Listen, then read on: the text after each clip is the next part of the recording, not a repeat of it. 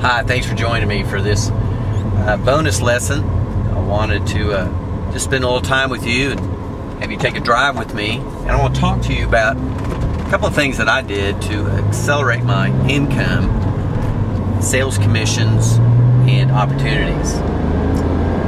When I remember starting with a company in Dallas, working for a technology company. And when they hired me, I was like the 9th person on their staff as a sales guy. And I remember when I was talking to John, the sales manager, I asked John, I said, John, how much has the top producer, the top salesperson for this company made? Because I wanted to get an idea of kind of what I could expect.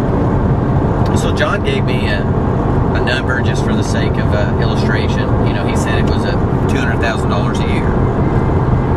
And so I took that number that John gave me and I added 10% to it.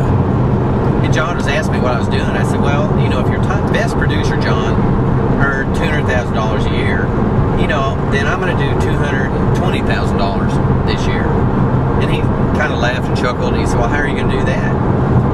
Well, he didn't know that I kind of work off that principle that I taught you about the mountaintop, where in order to climb your mountain, you've got to see what the top looks like.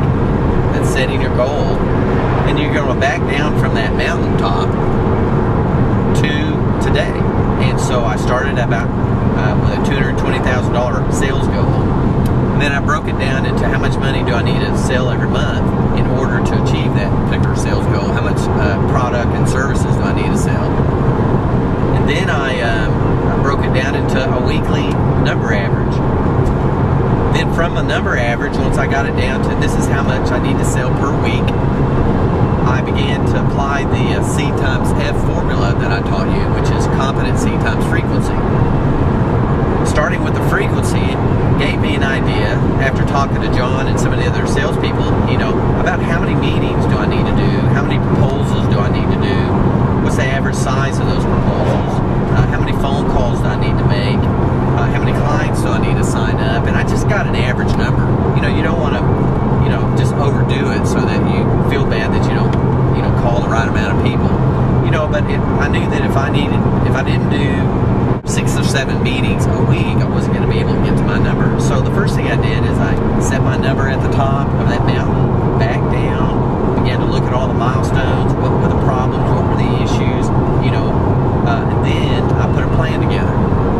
And that plan helped me show up. So when I showed up on Monday morning, I knew pretty much what I was going to do. And what I found out? I find that, at least for me, I don't know about for you, it's not really the amount of money that I'm going after. It's the challenge of getting that customer to go with me as opposed to going with somebody else.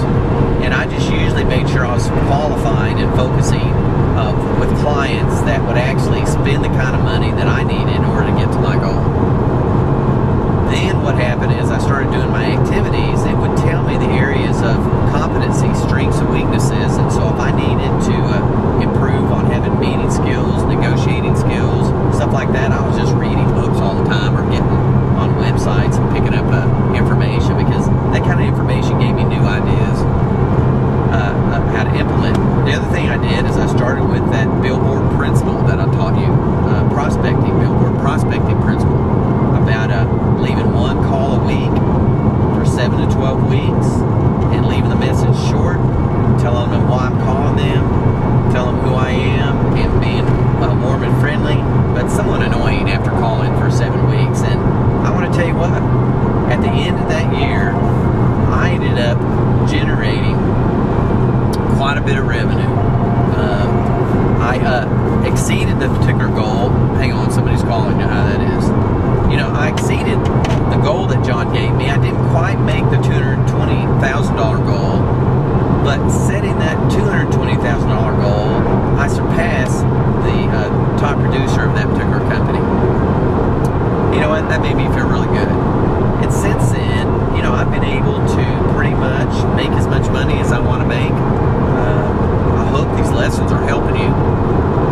But if you want to accelerate your income, you need to be able to set a particular revenue goal, find out how much money you want to make, and I would challenge you to stretch that goal higher than you think you can make it. If you think you can do 100,000, make it 110,000.